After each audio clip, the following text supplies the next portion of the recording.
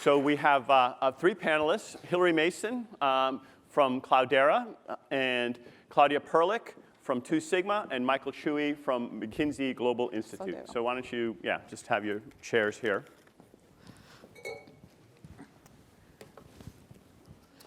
So let me start with you, Hilary. Thanks for joining us today. And until recently, you were a scientist over at Bitly. You're now at Cloudera. And one of the things I know you're doing is helping to work with some of the bigger established companies to apply machine learning. And you're moving from more of a startup situation to working with bigger companies. What's similar? What's different? What are the lessons for a lot of the people in this room probably are from bigger companies. What are you seeing when you apply machine learning to some of these bigger companies? Absolutely. So thank you for the introduction, and thanks for having me this morning. You didn't miss a step. So I left Bitly, where I did data science on social media data about 5 years ago, and founded another company, which was acquired into Cloudera. And that other company was called Fast Forward Labs. We work with folks generally in enterprise to help them, through applied research and machine learning, identify and execute against some of these opportunities. And so on the positive side, I can tell you there is broad interest. There are many amazing opportunities given the data sets that so many people have generated generally as a side effect of operating a business, the domain knowledge that exists inside that business, and the technological capabilities that are changing and emerging. But there are also a lot of challenges. So most organizations are not set up to do this well. They tend to take machine learning, data science, AI, and try and shove it in with software engineering and treat it like deterministic engineering versus more of a research, probabilistic exploration opportunity. There's not always a robust understanding of what actually goes in, what happens, and what comes out the other side, and where it can be applied. And then there's also a fear in that with very few exceptions, every company we've worked with wants to start with a cost savings application of automation. So they find something where they're paying a bunch of people a bunch of money. They want to make it cheaper using an automated system to support generally professionals in doing their job more effectively or more accurately. It's kind of the same thing at a global scale. But they are not usually willing to be really creative about new revenue opportunities and new product opportunities until they get through a few of those first sort of highly risk averse. Do you think that they should be spending more time on the new revenue, or is it the right thing to spend some time on the sort of existing things and applying machine learning to them? Both are right, but if you constrain yourself only to the things where you can prove via the ROI that it's a good idea, you're missing out on big, good ideas.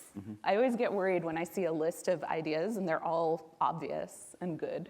I want to see the bad ideas. Then I know they're thinking creatively. And do you have some guidelines on how you can identify the kinds of new ideas they should be looking at? Are there some rules of thumb that you could give people so they'll give you a better list when they come to you? Yeah, I mean, rules of thumb are pretty straightforward. So there are things like, think about first, can a person do this task?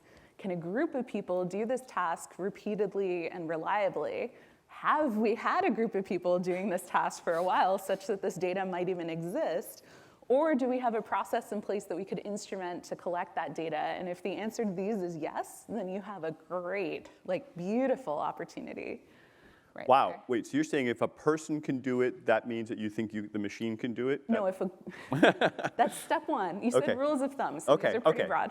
But first, can a person even do it? If a machine can't do, if a person can't do it, then probably put it till later. So that's sort of maybe necessary but not sufficient. Is that? Yes. Yeah. Okay. And it's even better if you have a group of professionals who do it consistently. Because then you have the data that you can start feeding into the system. Well, exactly, and it speaks to the fact that ground truth exists. There are many places where ground truth does not actually exist. Yeah, data scientists like to use that word ground truth a lot. You want to just briefly explain that? So these are areas where you can expect essentially a consistent result from reality. So I can give you an example of a place where we see this fail actually in machine learning on a regular basis, which is, and these things are getting better, but as of say 4 years ago, looking at anything that called itself a sentiment analysis system, it was mostly bullshit in my opinion. Uh-huh. And this is because I could ask you, like, is this happy? Is this sad? Is it funny? And you might say, oh, it's fine. And I could ask you, and you would be like, oh, this is highly offensive. I don't like it. The point I'm trying to make is people didn't agree. Uh-huh. And there was therefore, no it's ground very truth hard. of whether this Yes. was actually funny or not. Exactly. Yeah. Okay. Gotcha. But if you had that, like, this is a cat, this is not a cat. Exactly. That's These are things that are a little more fundamental. Okay. Makes a lot of sense. Claudia, you've also made a transition from sort of ad tech to fintech. Are they similar, different? Why did you do that? So my background, I spent initially, talking of size of company, 6 years at IBM Research Watson, which is a big company. Mm-hmm. And then I went the complete opposite way, joining a startup of initially 25 people. And right now I'm ready to kind of try the mid-wave. Get it just right, yeah. Too big, too small, just right. Well, it's just exploration Mm-hmm. and exploitation. So, my recent transition really was from an industry that started out as kind of the sandbox for data scientists. I mean, if you wanted to just do whatever you wanted to do, then advertising was definitely the place to be. When it came to having a lot of data and being able to experiment with all of these algorithms at large scales. And that's slightly different from what we heard right now. It really created a new set of applications. I mean, who knew that we're now bidding on 100 billion auctions every day to decide who gets to see which ad? And these decisions are made in 100 milliseconds. There was never a person doing that. That's true. 100 milliseconds. So basically, between the time you click on a page and before the banner ad appears, there's an auction. And that's really entirely based on machine learning and this kind of input-output mapping that you had covered. It never existed before. It didn't replace any people.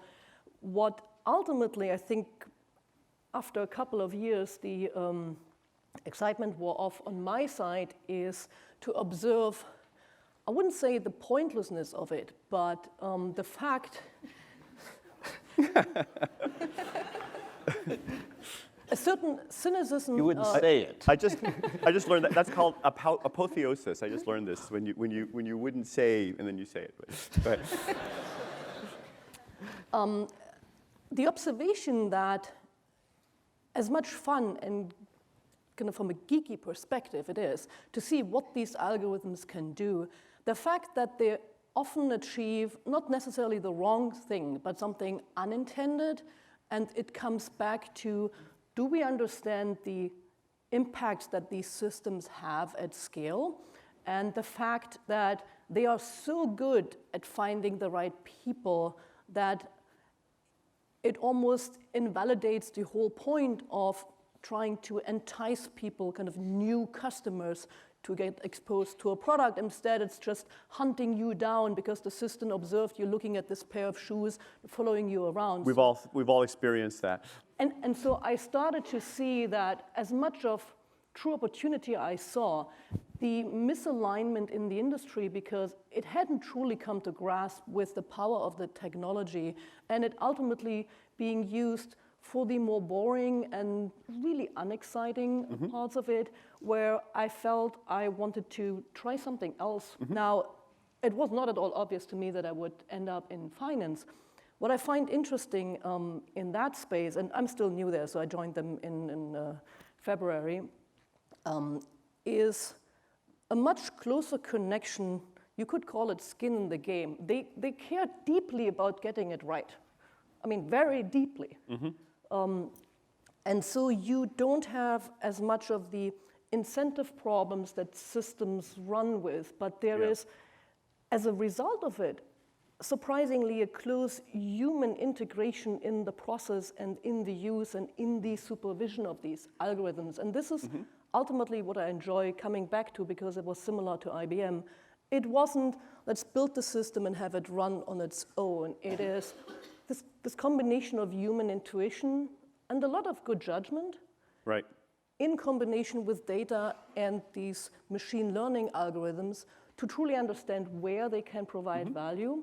And so for me, this is almost back to the roots of trying to see how that can play out and how Really? I can kind of explore that area. Well, there's a bunch of interesting things I want to follow up with you on, around the privacy stuff and the ad tech, that's kind of, and the way to target stuff, and also about this human and machine cooperation. But let's get Michael Chui into the conversation here.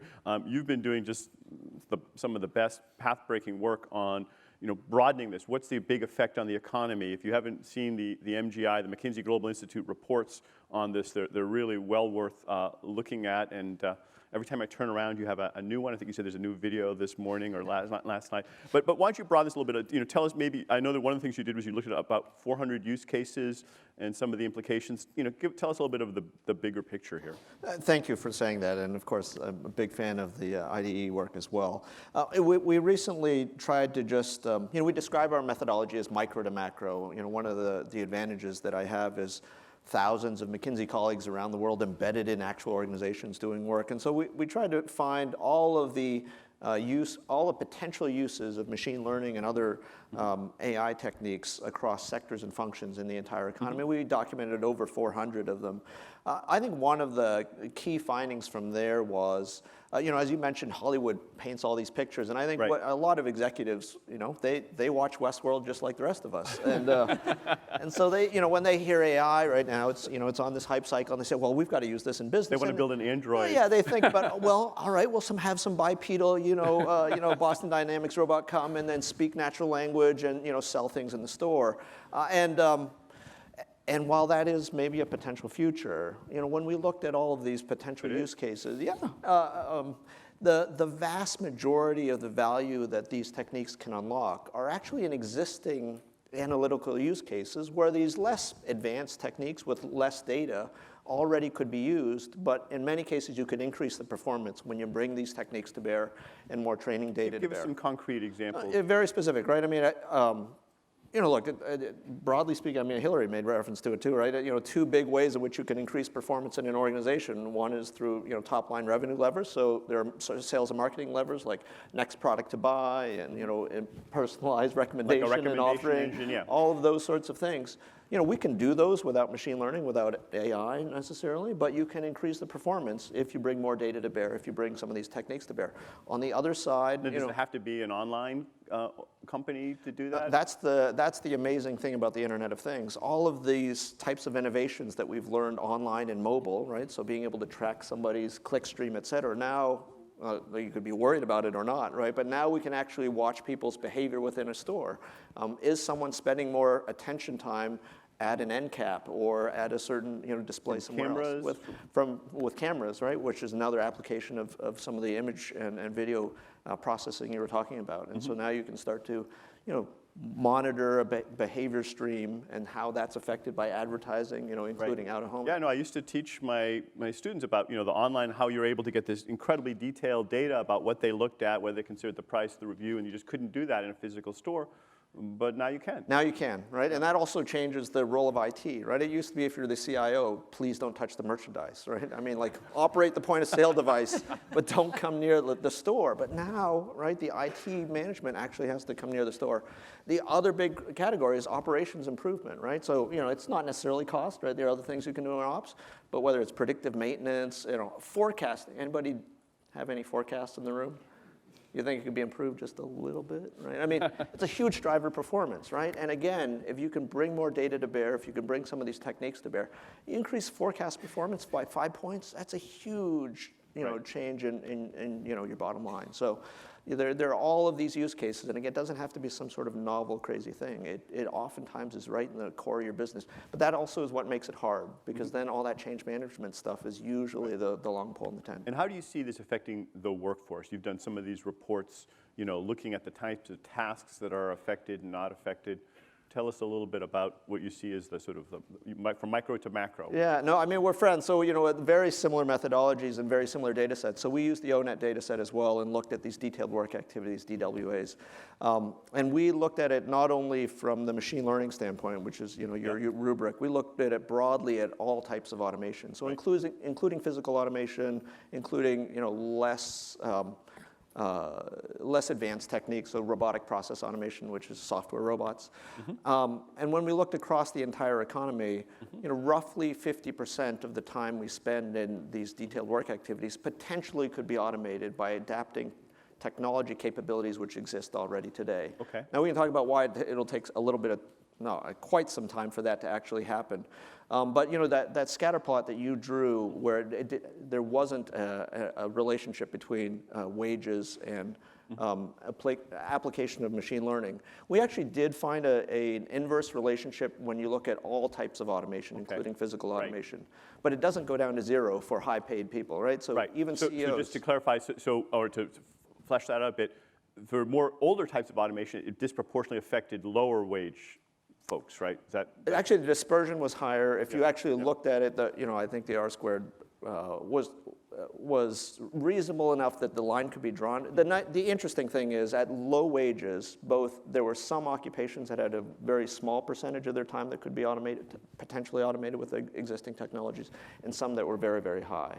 And then basically the scatter decreases in variance, and then but doesn't go to zero. So even our most highly paid occupations, CEOs, physicians, spend 20-30% of their time in activities which potentially could be automated. Which again, if you think about it, you're like, do you spend any time collecting data and processing data, which are some of the categories which have usually yes, right? We pay MBAs to do that. We pay PhDs to do that. JDs, MDs. Yeah. Right. So that's really interesting. And what was the time frame so I guess some of these were technologies that are already in place, some of them looking more towards the future? So again, we looked at it at an individual activity level, and we tried to model out a number of different timing considerations. One is the fact, while I said it theoretically could be done, most cases you actually have to develop the technology and actual solutions. That takes some time. Then you need a positive business case, so we compared the potential cost of automation versus the cost of human labor, and of course modeled down Moore's law, et cetera. And then just the natural adoption curves of these technologies, which we found takes 8 to 28 years. So then the midpoint of all of our scenarios, where 50% of current activities are automated, doesn't happen until 2055, or roughly 10 U.S. presidential terms. Now we have a scenario that's 20 years earlier and 20 years later. And by the way, it's not because we think we're not good at our jobs, but it's partly because we believe this is the result of choices we'll all make, right? How much are we going to invest as technologists? How hard or how aggressively will we adopt the technologies? So Hilary and Claudia, you guys have been in the trenches building some of these systems. Tell us a little bit about this interaction between the machines doing the work with the humans doing it and working together, and to what extent you can sort of delegate it entirely to the machine, or you have these tasks, as Michael and I have just been talking about, that you sort of parts of it are still done by the person, parts of it by the machine, and how do you navigate that kind of division of labor? So there are a couple of levels we can think about this on, but whenever we have these kinds of conversations, I always think about how I have to go home and actually make a thing that works, and generally it's really stupid. We're still talking about computer programs. We're still talking about, even in a deep learning scenario where we no longer have to do manual feature engineering, we're still engineering the architecture of the network, or we're researching machine learning approaches to engineer the architecture of the network, right? So we're just shifting where the intellectual labor happens in the process of building these systems. So that's one way to think about this question, and that's where we are today. Right. Another way to think about this question is to imagine how these systems fit into workflows and how we actually take advantage of what they can be very good at, which is looking at a volume of information a human could not cognitively process and making that information useful to that person to make a better decision, and designing the user experience around this. And so I think a job that will exist in the future that does not exist is really that machine learning product UI person. And we're seeing it pop up in little pockets, but it has yet to coalesce as its own profession with its 17 tasks that you can talk about whether they'll be automated or not. Right. And I'll just give a specific example of a project we've worked on that sort of fits in this model, which is one where, if you issue some tax guidance to a customer, Usually it's a one point in time sort of service provided, and it's billed accordingly. But the laws are always changing, judicial precedents are changing. Not only that, but in the United States, we have federal, we have state, we have city, we have local, county jurisdictions. It's actually quite complex for a single professional in this domain to keep it all in their head and to remember what they told someone maybe 5 years ago about how to treat a transaction or some sort of business they were creating. So this is an area where you can use machine learning to issue a notification to that professional to say, by the way, something changed. Maybe you should go reach out to your customer, right? And so there's a nice example. I mean, first you were talking about the division of labor in designing these systems, but in terms of actually using them, the machine may do part of it and the human may do part of it. Yeah. So you're getting the right information to the professional to make better decisions than they could make before. And have you seen that division of labor changed over the past 5, 10 years? Or are there types of things that you can now ask the machine to do? Or is it a pretty stable set of things that are in each of those categories? There's certainly a much broader set of capabilities that we can ask the machines to look at, right? And this, again, goes back to the very 3 fundamental things you outlined at the beginning of your discussion, which is really that there is more data. There's more ability to just have computers around processing it. And there's just a much better understanding of what to do with it once we have access to it. Okay. Well, so so Andy and I wrote this book, Race Against the Machine. At the end, we said we should race with the machine. And one of our favorite examples, which sadly isn't true anymore, was chess, which Deep Blue beat Garry Kasparov, but Garry Kasparov came up with this idea of freestyle chess, and humans and machines working together could beat the best machines. My understanding is that's not really true anymore. Now the humans don't really add a whole lot. The machine's like, thanks for the advice, but yeah, that's okay, I got it. Where are we, I mean, in terms of this division? Are you still seeing lots of places where it sounds like where the humans still add a lot of value, or are we seeing more where the machines are like, okay, don't worry, I got it. We are very much at the beginning of this. And in fact, in applied machine learning, we're often taking the opposite approach, which is to say, there's something you want to solve. It turns out that problem is either going to be trivial to solve, in which case have fun, or impossible. So what do? Well, we pick an easier problem. And we keep scoping down till we have something we can actually do at a level of quality that's useful from a business point of view. Okay. And that's where we are right now. Similar things happening, Claudia, where you're working? So, I mean, I already talked about the state of affairs in advertising, where I see an entirely new tech stack having been created and a market system for buying and selling. Right, that didn't exist before. Didn't exist at all. And there aren't that many people who can do a whole auction in 100 milliseconds. So, yeah, that's sort of something yeah. And I think there's what you see right now, some consolidation in the industry where new players need to be the intermediaries between the CMO role and that technology and its implications. But it was clearly newly created from scratch. But some of the earlier examples of my work at IBM often were very closely to what Hilary explained, where you're talking, for instance, one very successful work was helping salespeople prioritize all of their different accounts. It's really tedious thing to do. People are, in fact, not particularly good at it necessarily. Okay.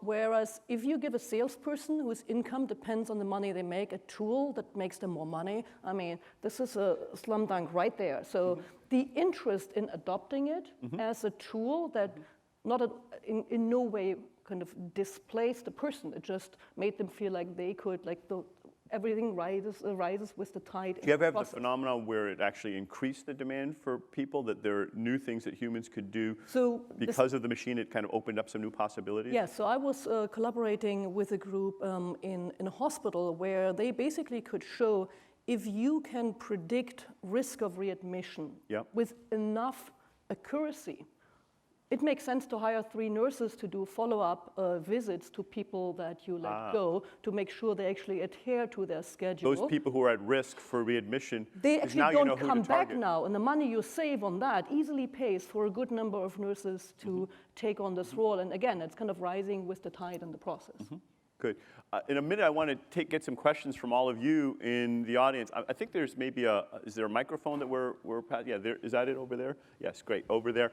But let me just, I got a couple more questions I wanted to ask you guys. One topic that came up a little bit was privacy and the ability to target things very well. A lot of us saw Michael Zuckerberg, testifying about the concerns people had about privacy.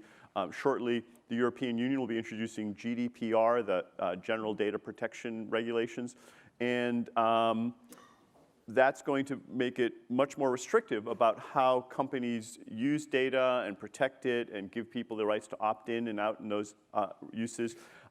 One of the things that we said at the beginning that was a driver of machine learning was lots and lots of data.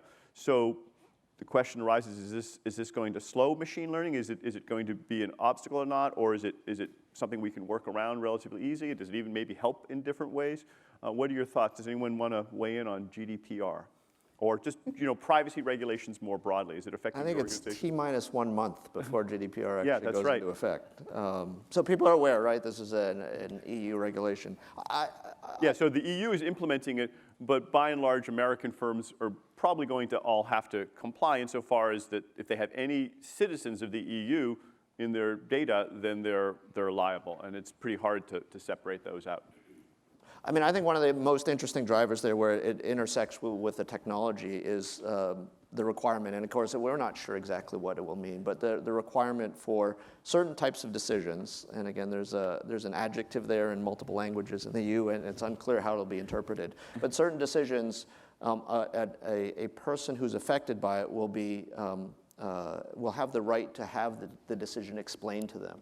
And as you described, these deep learning systems. So like if you apply for a job, you don't get hired, the machine learning system. Why did I not get an interview? Yeah. Why did I get this interest rate on my loan? Why was I pulled over? All of those types of decisions potentially. And again, as you talked about deep learning, the architecture is maybe millions of neurons, and it's perfectly deterministic. I mean, you can just deliver, and most MIT grads would be happy. Oh, there are my million weights. I'll just figure this out. But for most regulators, that is not an explanation. Right. And the so weight is 3.764 on this one, and you do that for a long string of millions. So I think that's a great thing that technologists are working on, right? So there are a bunch of techniques, Lyme attention. Explainable AI. Explainable AI, which is incredible. But it will also, that'll drive deployment in a whole bunch of domains. And the interesting piece in the journal a few days ago where some of the large tech companies now are viewing that as a competitive advantage because they have enough lawyers and technologists to say, we will declare ourselves GDPR compliant. And if you're a small startup, you're like, oh, no. So there's like a fixed cost of complying with all of this, and that gives an advantage to bigger companies. I mean, again, it's the impact of regulation on competition. It's complicated, right? Yeah, I got to say, when I was first talking to some of the senior executives at some of these big tech companies, they were, at first I thought, surprisingly sanguine about, this is going to be fine, we're going to be able to handle it. And I thought, okay, maybe it's not that big a deal. And then my more cynical part of my brain kicked in and said, oh, wait a minute, I see what's going on here. They're actually happy that it's going to be a pain, but more for their competitors than for themselves. Right. So I don't know how much weight to put on those different stories, but it sounds like there may be some on each. Absolutely. What do you guys are having to comply or not? Maybe, I don't know, maybe 2 Sigma doesn't have any issues, but. The vast majority of financial data, and of course, I think as a sector at large, they're exploring any type of data available, but the vast majority, it's really a B2B business. You're trying to provide intelligence on a business entity level. And so that makes it in some way easier because the core need of the company is not really in stark contrast with the privacy of an individual, which is very different in the advertising world, where you need to kind of connect back to them. In addition, I think Right, so what about in the advertising world? That seems like one that where you very much want to be able to track people to target your ads. You see companies leaving the European kind of room in waves. So that's one of the things that a lot of companies they just decide, you know what, we're just not going to have this apply to us. This is not worth dealing with, and we are just kind of returning to the safe haven of the US where regulation is still in the making. The other thing that aside from the law... Well, let me ask you to make a value judgment on that. If you were king of Europe or America or queen, would you okay what with would you decide as your what is better for society, to have these rules? I mean, how do you evaluate the trade-offs? For me, it's really about I will, from a technical perspective, make a best effort with what I can do. And that can, I mean, very much in the kind of legal, moral sense. And if we all play by the same rules, I don't need to be able to predict people's future activities with near perfect precision. I think if we're all kind of playing in the same realm, are we losing fine. anything in terms of, I don't know, medical breakthroughs that might be made, or better matching of employment, or Well, so you just asked me about advertising. So that was my advertising. Yeah, no, okay, no, so sorry, let me broaden it. I mean, of this set of privacy regulations, more broadly, not so advertising one category, maybe we don't need to be targeted quite as intensively. How about more broadly? Or Hilary, what are your thoughts? I mean, my value judgment is one that, and this is something I've advocated for quite a while, that privacy should be a design concern in the construction of all systems that use people's personal data. Mm-hmm. If we're in this black and white choice between GDPR as written and nothing, I'm not sure where I fall on that. Okay. But I do think that some guidelines certainly are appropriate. Is your issue with GDPR that it goes too far, or that it's just not crafted well, or like what would you change? So with the disclaimer that I'm a technologist and not someone who spent a lot of time studying the law itself, and I happen to work at a company that provides computational infrastructure to global enterprise, which does help them comply. So from our point of view, like, it's great. More business. It's more that the cost of compliance is very high, and it's not clear that that leads to a sufficient benefit to the individual, as well as leaving open some questions that I don't believe have been resolved. So if I use your data in aggregate to create a model, and then you want your data deleted, do I also have to delete that derived model? I don't believe that's been entirely clarified as of yet. Mm-hmm. And then you can also use that to make inferences about me, and I wasn't even part of the game to start with. Exactly. Yeah, that is, and what is it, so do you have an answer to that, or you just, It's to be determined, I guess. Yes.